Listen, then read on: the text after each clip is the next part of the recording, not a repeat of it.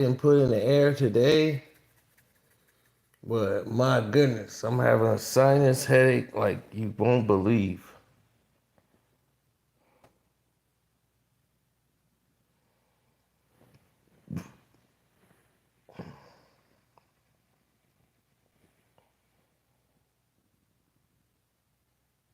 Absolutely.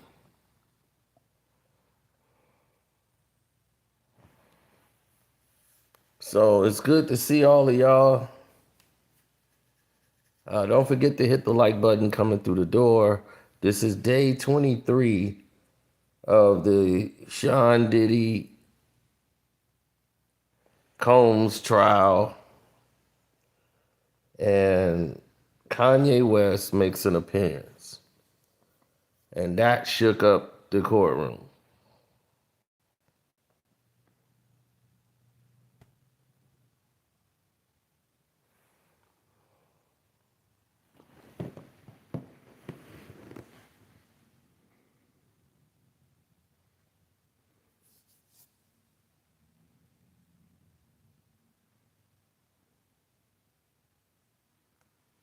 So today it was more about juror number 6. They said, okay, before juror number 6 comes into the fray, judge said, look, we could do that another time. And the government said, after Mr. Perez, we have exhibits to introduce, so can we get our summary charts together over the weekend? So the judge says, all rise. Mr. Perez comes in. They said, were you subpoenaed? Do you have an immunity agreement? And Jonathan Perez says, yes. And they said, what is it? Mr. Combs' Gucci pouch. And they said, okay, what was in the Gucci pouch? Drugs and money. So they said, how about some text between whom? Me and Rob. Rob says, will you locate his Gucci pouch in his bathroom? What did you say? Perez said, I text. They said, there was no residue. And I didn't steal any Addy. And they said, meanwhile, what? Adderall. Okay, so that means Adderall. They said, as part of your employment, did you have any role in obtaining drugs? A handful of times. I purchased or grabbed them from someone outside. Who were you getting the drugs for? Mr. Combs. Which drugs was that? Cocaine, Xanax, and Mally. They said, how did you pay for the drugs? Cash. Where did you get the cash? Security or the Gucci pouch? Who is security? Fahim. What did your text say here? I text Fa, I need $700 for Guido. Well, for drugs. In this text, I text him, I'm waiting for funds for TriStar, Mr. Combs' business manager. Who'd you interact with at TriStar? Robin Greenhill.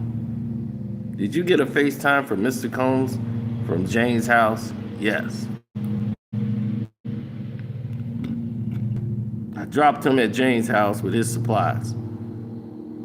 Then he called me a couple hours later. How did Mr. Combs appear in the FaceTime? Angry and annoyed. They said, could you have seen Jane's face? No. She was turned away. They said, what did Mr. Combs ask from you? They said, for me to say if there have been any other female on the trip we have been on. I said no. Had there been? No. How did you react during this FaceTime? Pretty normal, I thought. What did you do? I told Fahim about KK and Mr. Combs was arguing with his guests and that I was going to pick him up. What is this? A message between me, Fahim, and Mr. Combs. June 20th, 2024. I wrote, I need cash for his guests ASAP. They said, do you know what the money was for? No. Why didn't you leave working for Mr. Combs? To avoid a situation like this. How do you feel about Mr. Combs? Great. The same way as what I work for them. She said, I have no further questions. So Brian still gets up there. Brian still got some questions. He goes, Mr. Combs is a motivator, right? Yes. Yes, he is. Have you seen Mr. Combs cry? He said, let me show you something. Give me 1 second, Your Honor. He hands him a book. And he says, judge is like, okay, you may go ahead and do it. They go to Exhibit 3605.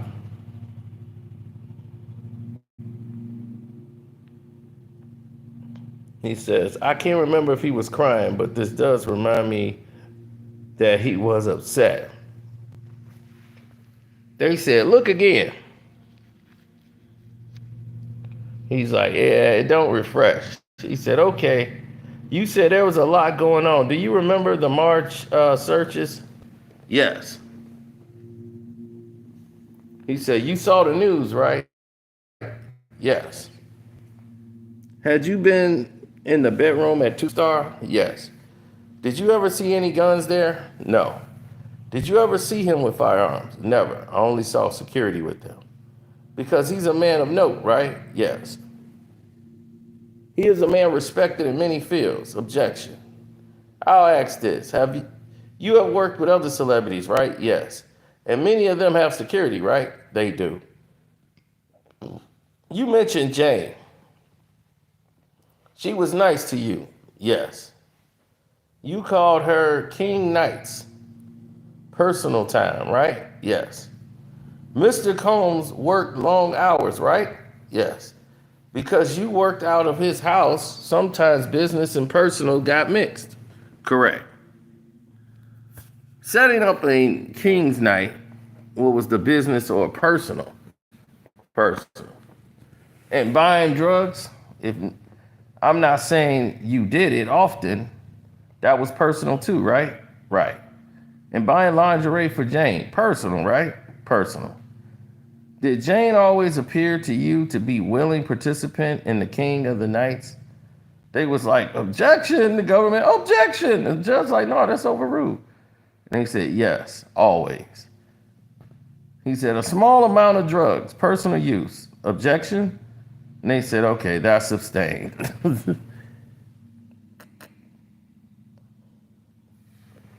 They said, can you estimate the percentages of your work business and personal? I say personal was 1%. Mr. Combs needed help, connection to Bluetooth, yes. He was not very high tech. He was not. So they've already establishing that Diddy don't know how to do most of the stuff they talking about.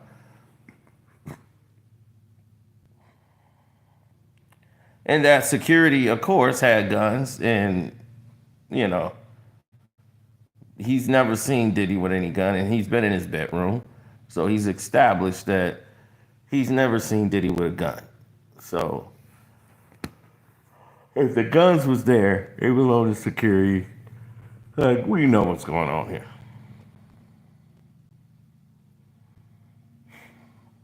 Now,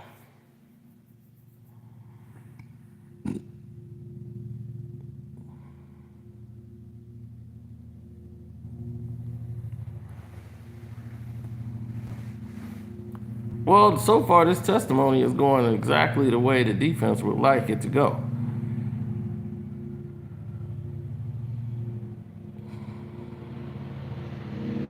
They said, Mr. Combs is working on an album, right? Very hard, right? They said, yes. They said, you said KK and Mr. Combs were close, right? Yes. But you're now not saying it was sexual. I am not. The argument you saw on FaceTime, it was verbal argument, not physical as you saw it, right? Right. You learned it was about jealousy. Yes. Jane was very jealous. Objection. Sustain.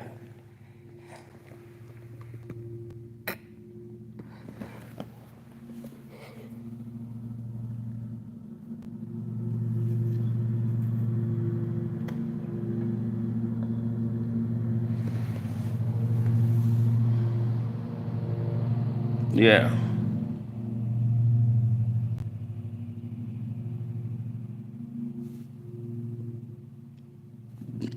They say you are about the same age as Jane, right? Yes. Was Jane a strong, independent woman? Yes. You made purchases in sex stores with the company's credit card. I did. But you don't know if Mr. Combs paid. I don't. So what he's saying is he doesn't know who made these payments, but he knows he's used the company credit card to get all these things. And what he's indicating is that this stuff is personal. It's absolutely personal. And the fact that they keep trying to make this a public thing or a business when it's clearly showing this isn't business, this is personal.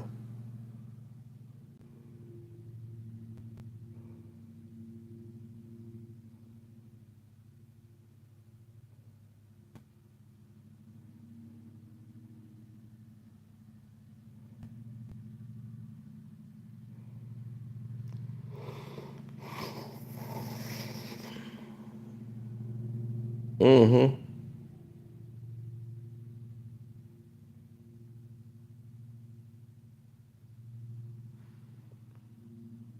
No, well, he's indicating that this is personal. In his opinion, all of this stuff that they're talking about is for personal use. He hasn't seen anything other than.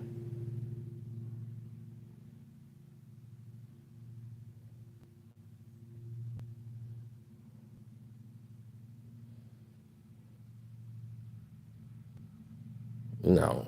I mean, if you want to keep everything 100,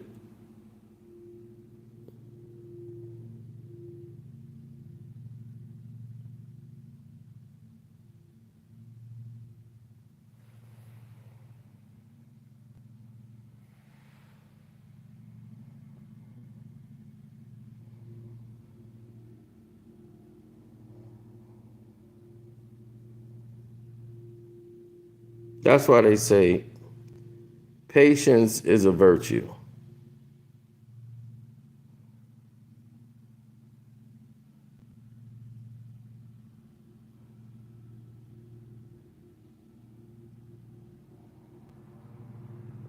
Today was people looking at Kanye West.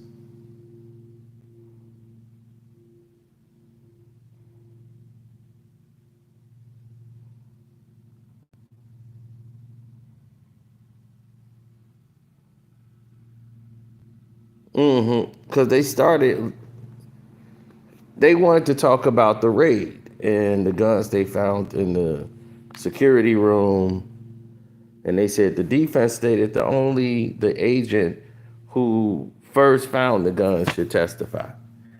The prosecutors argued that it was unclear who that was, since agents clearing the house didn't log who found what before the search team took over. The defense argued that the guns were securely kept by a pro security team. The judge finally agreed that the agent could testify about the gun safe in the safety room. The defense could challenge him on cross. So the issue about juror number 6 has finally been settled. So the issue has to do with his place of residence, right? So the juror that's in there, Diddy agreed not to raise the juror issue in any further appeal. He confirmed it in court, saying he's waiving that right, Your Honor, and gave a wave to the judge, saying, I'm waiving my right to protest this juror. He can stay. Because the black guy's supposed to be like not really from the Bronx. His job and whatever got him in the Bronx, so his residency. So they want to say, well, he needs to go. And they was like, nah, he could stay.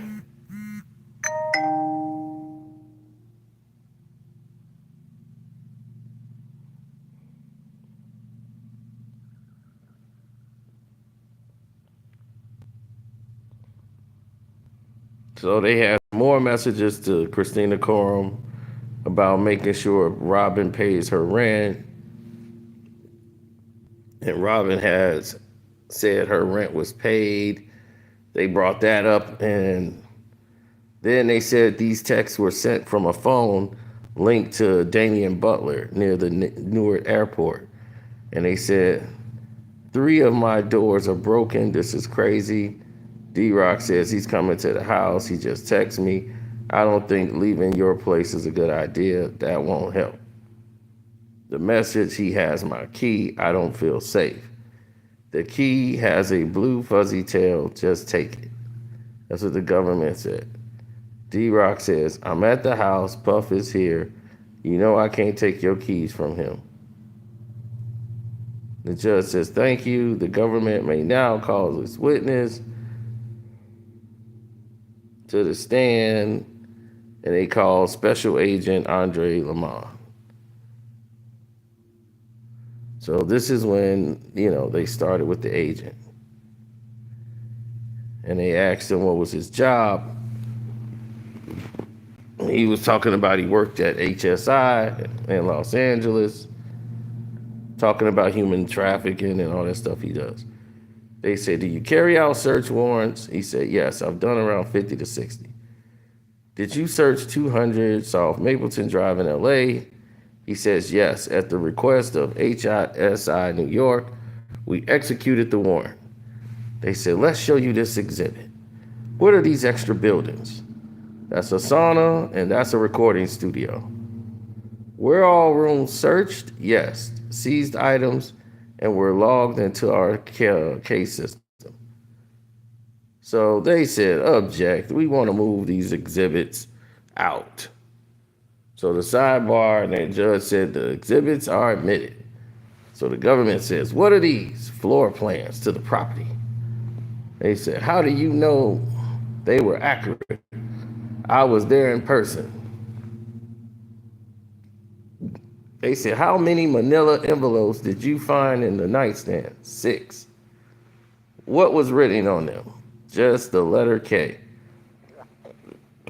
And he's like, please show the stipulation. Testing showed that the envelope labeled K marked with a shamrock contained ketamine. They said, was there a safe in the closet? Yes, a gray one, visible in the photo. And they said, well, what's inside of it? Combs' passport and a plastic bag with unknown substances. So according to this thing they had, it was baby oil and all this other stuff, right? We done heard all about it. So they said, in the bathroom, in the garage, let me show you. They got all of these people together. They said, what are in these boxes? In the garage. How many bottles of baby oil were found? They said around 200. And they said in Astroglide, about 900 bottles. They said, well, let's move on to the firearms found. What are these? A Ruger, that's a Glock pistol, and several AR-15 style rifles. What's this in this photo? A Smith & Wesson rifle on the chair, next to 3 30-round magazines.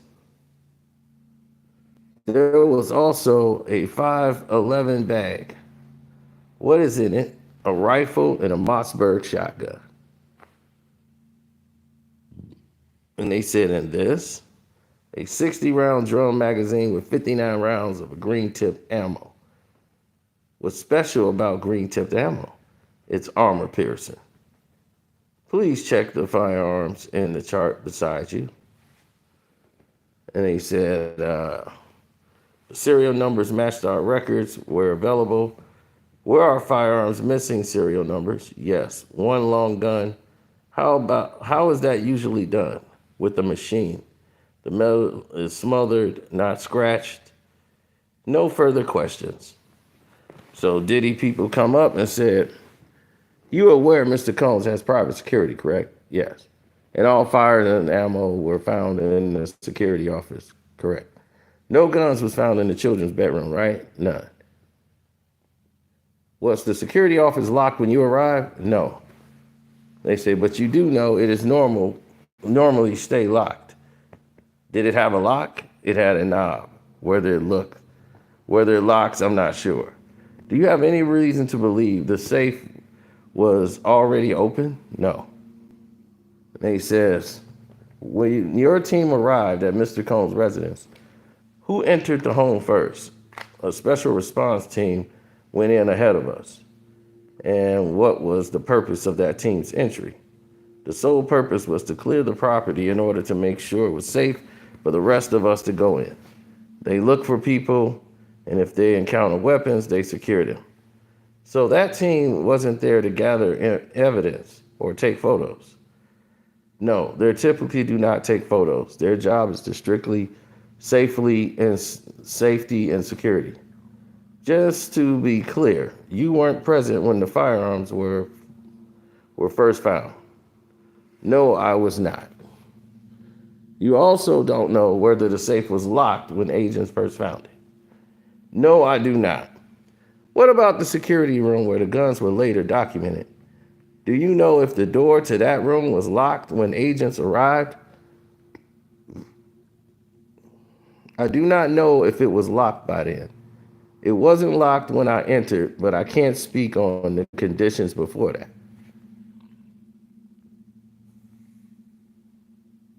So they said, all right, we have no more questions. Then Kanye sat down, he got up, sat down in his seat.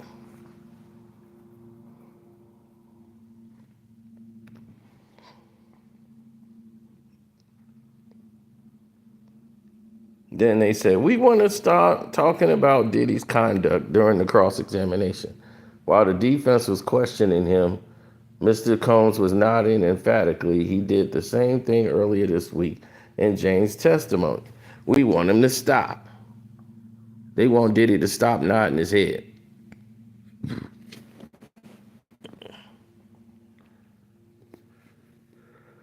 And the judge said, was he looking at the jury while doing this? They said, even if he wasn't looking directly at the jury, the gestures was clear and deliberate.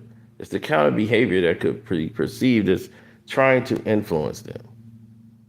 And Brian Steele says, Mr. Combs has not been looking at the jury. He's been composed and professional throughout the proceedings. He has done nothing inappropriate today or any other day, frankly. And the judge said, I remember we discussed this last week. I saw him nod towards the jury, and both sides agreed to set clear expectations for their teams. That said, a level of reaction is natural. People respond to testimony. So the judge says, look, it's not possible to police every glance or gesture in the courtroom. However, let me reiterate, no one should be attempting to influence the jury. That includes gestures. So Diddy nods silently in acknowledgement, saying, okay. He's like, just to be clear, I'm not asking for creative instructions on what Mr. Combs be removed. I just believe it's inappropriate for him to nod so emphatically, especially when the witness is simply responding yes or no. So they go and ask for a cross with the judge. And that's when Perez is brought out.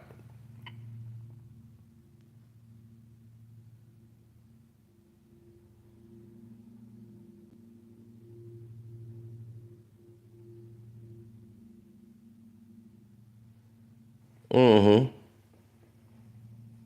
Oh, yeah, they want it to be that way.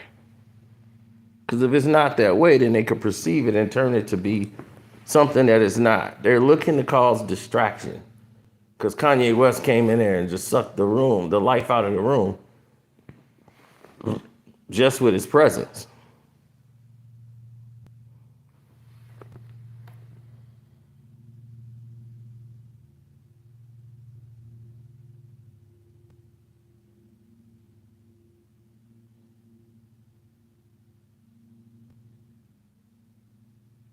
Brian still has a direct approach that I like when he's in there.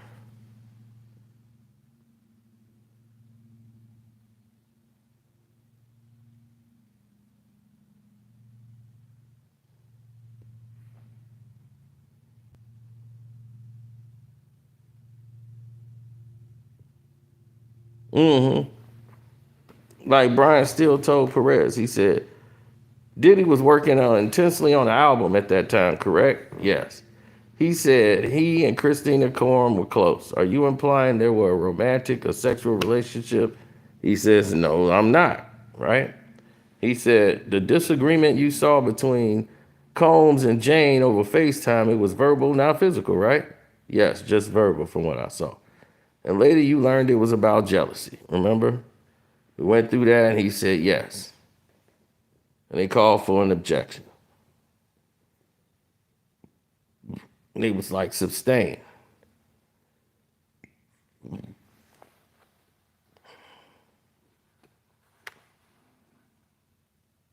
Yeah, he asked, were they the same age?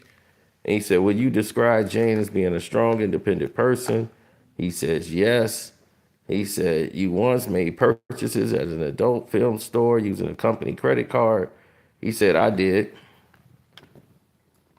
They said, but you don't know if Mr. Combs actually paid for them. He was like, correct, I don't.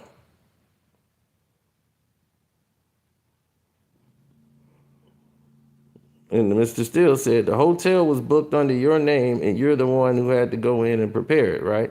He said, yes. Because if it had been under Mr. Combs' name, it could have drawn attention or triggered hotel cameras, right? Right. Your Honor, we like to submit this exhibit. And the government goes, objection. They said, the judge said, do we need to discuss this at the bench? She said, there are several objections. A sidebar might be appropriate. So they go on here to another sidebar. The government is not happy because their whole thing with Perez is going left. So they come back, and Mr. Perez said, earlier, Mr. Steele's going to work. He said, earlier you testified that you sometimes use the company credit card to purchase items for Mr. Combs.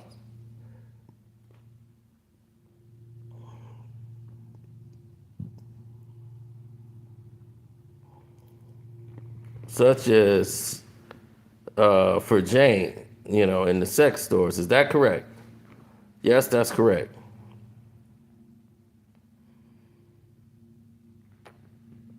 They said, and were you aware that whether those charges were eventually paid with company funds or Mr. Combs' personal account? No, I don't know how they were paid off. I wasn't involved in that part. So he says, show the jury a series of these text messages. Mr. Perez, these messages between you and Jane during your time working for Mr. Combs, do you recognize these? Yes, I do. These messages spans different points in your employment, correct? That's right. And some of them, you and Jane are planning for what you describe as King's nights, packing items like underwear, yes. And in others, she's asking you to handle various tasks for her or for Mr. Combs, correct. Based on the tone of those messages, would you say Jane seemed upset? No, she didn't seem upset in any of them. No further questions. So they're done. Now they want to redirect. So Madison Simmer goes up there going, Mr. Perez, were you asked to get items for Jane? Was that part of your job? Yes. And just to clarify, was your official title personal assistant or business assistant? Personal assistant. So part of your responsibility include doing personal tasks for Mr. Combs, like writing cards, buying gifts, flowers for his girlfriend. That's correct. You're previously testified that you spent around 1% of your time on personal matters for Mr. Combs. That's right? Yes. The KK, Christina Coram, Mr. Combs, chief of staff at that time, direct you to set up these things, King nights. She did. And to be clear, were you volunteering to do this? No, it was part of my job. Did you ever set up a King's night while on vacation? Never. No further questions. So she gets up and leaves. They start talking about jury number 6, about inconsistent statements about his residence again. So this comes back all again. He lived in the Bronx with his fiance and his daughter. So now they saying, but he had recently moved to Jersey with his girlfriend, and they thought it might not be permanent because of his job. Then he changed his story again, saying he spent 4 to 5 nights a week in New York and received bills in the Bronx. The judge reviewed the transcripts, and private discussions were had, and determined the juror was shading his answers, potentially to stay on the jury. Combs' attorney pushed back, calling its inconsistencies normal and warning of reduced diversity. The judge ruled that these discrepancies undermined the integrity of the trial and opted to replace juror number 6 with an alternate on Monday. So that's how we got here.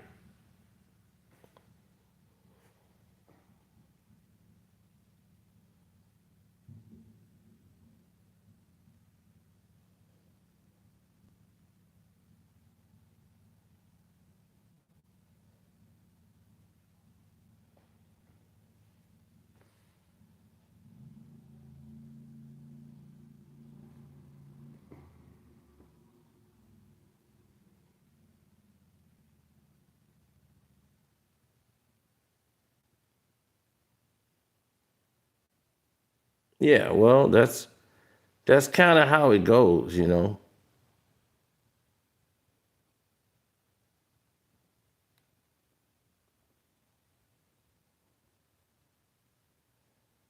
Yeah, they took a big break.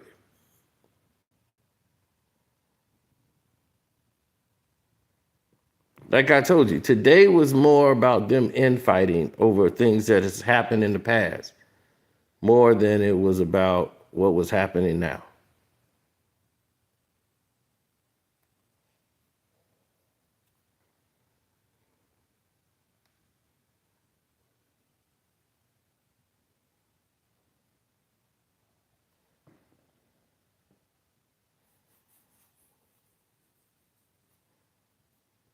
Hmm.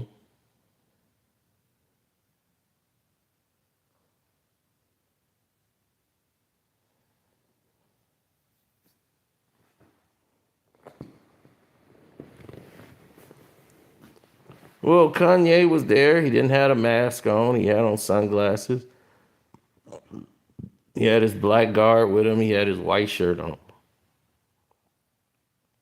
Ye came out there looking like Ye.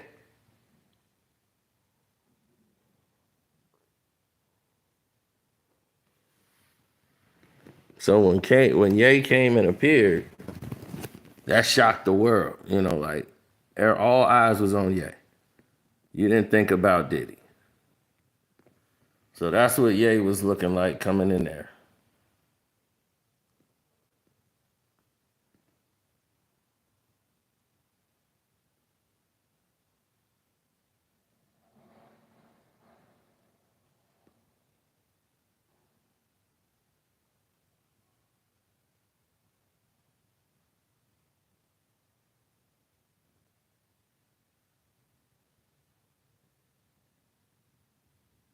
Yeah. So when Ye showed up, you know, Ye the first big main celebrity to show up for Diddy in the whole trial.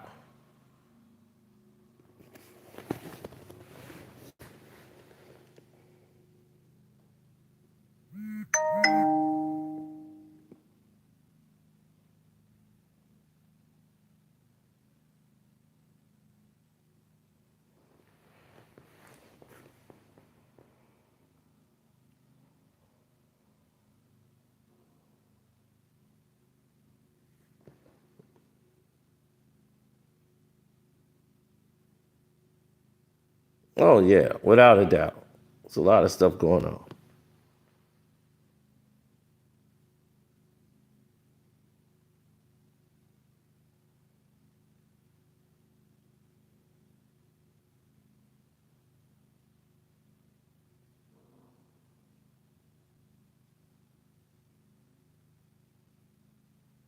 Hmm.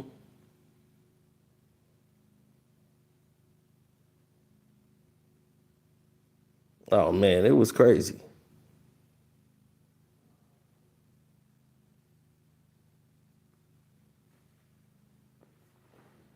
Yeah, so after they did all this fighting back and forth, because it was nothing but fight, fight, fight.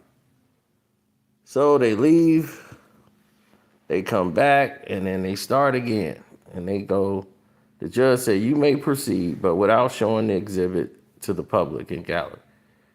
So still say, Mr. Perez, make sure all the screens are turned off, and they turned off all the screens. They said, this is between you and Jane. What did you say to her? I was setting up King's Night. She was telling me what to get. And they said, she is cooperating in setting it up here, right? The chef says he's making her avocado toast. She asked for hot tea and honey to go with it with a heart emoji. And you replied, I loved it. And you wrote, have a good flight and dinner. I want photos of you and the gang, everybody who was there. She wrote to you, he's looking for smoke, and you wrote, coming. Yes. Your Honor, I don't have any further questions. So she comes in again. Was getting those things for Jane part of your job? Yes. And she comes once again talking about, was this part of your job to do this? She basically repositions herself.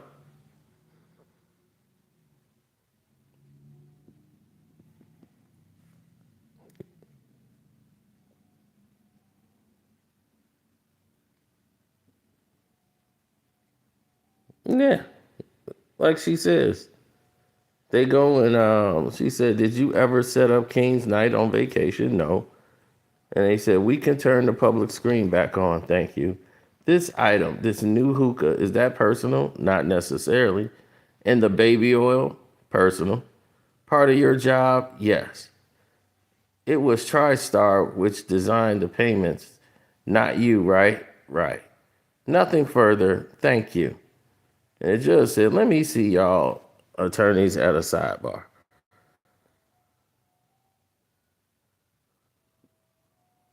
Because it was getting wild.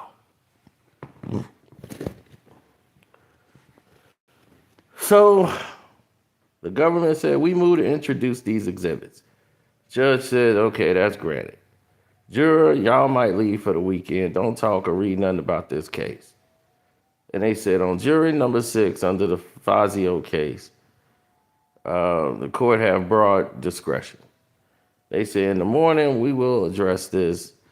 I basically, I based this saying on the record. I was not sure if an inquiry was needed, but during the breaks I looked at the transcript from the robbing room and from everything else. There is not evidence of bias. So the jurors indicated to me he moved to New Jersey with his girlfriend. It might not be permitted, but has been for the past few weeks. That has initially, there's a long break to confer when the juror returned to court and said number 4 to 5 days a week in New York. And the robber room, he said his daughter lived in New Jersey. Then he said the Bronx with his aunt, and said he lives with his girlfriend who lives in Jersey. These are inconsistencies. There are more in the U.S. docket. The U.S. letter that's not in the docket. They said, well, the court does not feel further inquiry is required. The reason we have alternate jurors is if questions arise. Where there a question like this, removal of the jury is required. The juror will be dismissed. He should not return on Monday. And they said, let me make a record. We didn't want to inquire because it might be calling a chilling effect. It's very, very common to have a girlfriend in New Jersey or vice versa. He should have been allowed to explain. These jurors have been all attentive. I'm concerned that the court is equating inconsistencies with lying or hiding something from the court. If you bring him out here, we can come to some sort of an understanding. He has come here every day I've been in this court 25 to 30 years. And they says, Donaldson that said, there have been issues with the representation of African Americans and Hispanic jurors in this district. We've taken a step with this jury. Now we're taking a step backwards. Some say black and Hispanic jurors don't answer the call. He did. Anything from the government. They said, I have nothing to add to your honor's ruling. Mr. Donaldson is suggesting that we make decisions here based on race, but the focus here is the integrity of the proceeding. The alternates have also been showing up on time. Judge said he lives in the Bronx with his fiancee and daughter. There's no reason to lie, but he tried to get onto the jury. Then on the whatever, he said that he just moved to New Jersey, adding that his daughter had been living in New Jersey. He said, all my bills go to the Bronx. Is that he wanted to be on the jury. After the break, he says he's actually spending more time in the Bronx, which is a flat inconsistency with what he had previously said. The jury is shading answers to stay on the juror is shading answers to stay on the jury.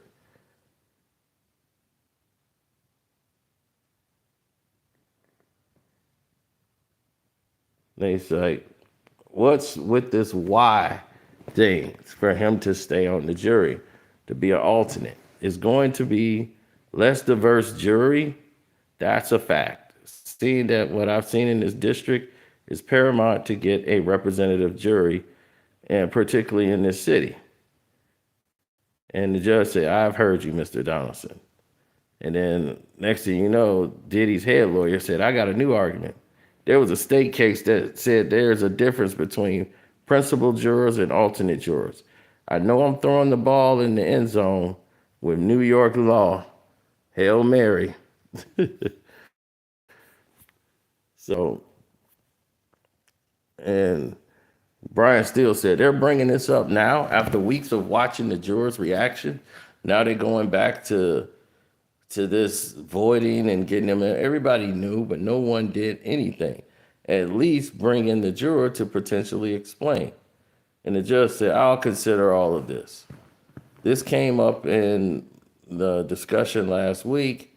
This is an organic way. If the defense knew it before, that's something else. I'm going to thank Mr. Donaldson and Mr. Agnifino for the issues they have raised.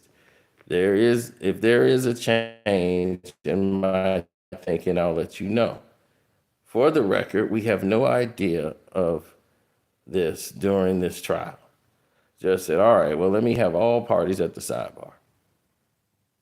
And they was like, why the jury's not there? They say now the judge returns and says, we have sensitive matters to discuss. Everyone must leave the courtroom, and the courtroom will be sealed. So at 4:33 p.m. Eastern Times, after a long sealed courtroom, it was reopened, and the explanation of the sealed courtroom and why it was sealed should be given. The New York case that was cited was based on New York constitutional law, but it was still a constitution. But the summary of the sealed courtroom is not about to be given. I told you, there's a lot of stuff going on now behind the scenes that they're cutting everybody out on. So the judge says, is the only reason Ms. Coram took the videos at issue was because lawyers in the civil cases asked her to do so? And the government said it goes to Mrs. Coram's knowledge. At this time, Jane testified she is talking to Ms. Coram. One of the witnesses next week will testify that Ms. Coram had access to Mr. Combs' phone and text from it. The relevance is her knowledge, and that she continued to facilitate hotel nights after knowing.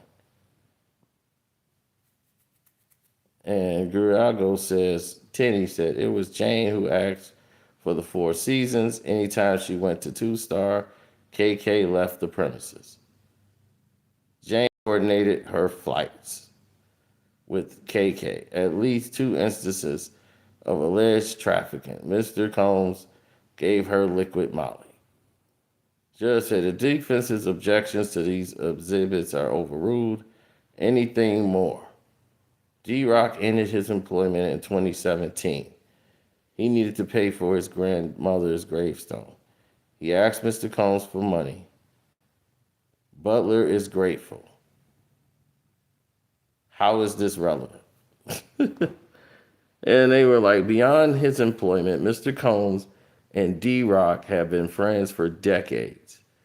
I find that persuasive. Next issue.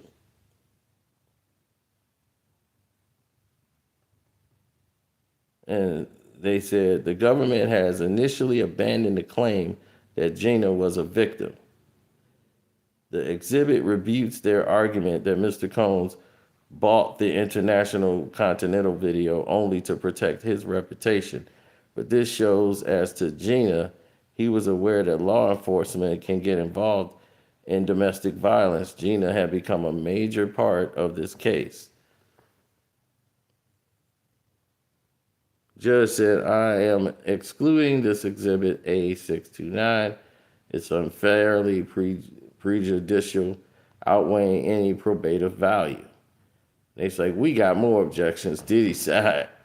They said, Brandon Paul is doing a testimony next week, as well as another personal assistant. So the judge said, so I don't exclude him. So the judge said, so finally, we are the government. We said, who are the government's last witnesses? And then the government says, well, we have a supplementary witnesses with St. Carr and two other personal assistants, Brendan Paul and a law enforcement officer. We believe we will close next week. So finally, Brendan Paul is coming to the stand. Brendan Paul was the drug mule guy they called at the airport with the drugs. They've been saving him for the end, and they got one law enforcement guy. So that wraps up this crazy day, which wasn't really about the testimony at all.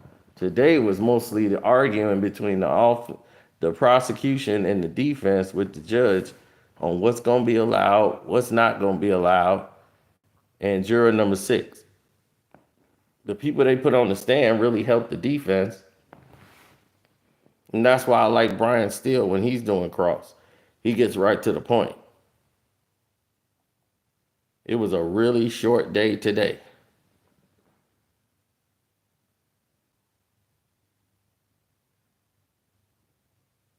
So with that being said, I'm going to get out of here and get to the game and get some rest and some fluids.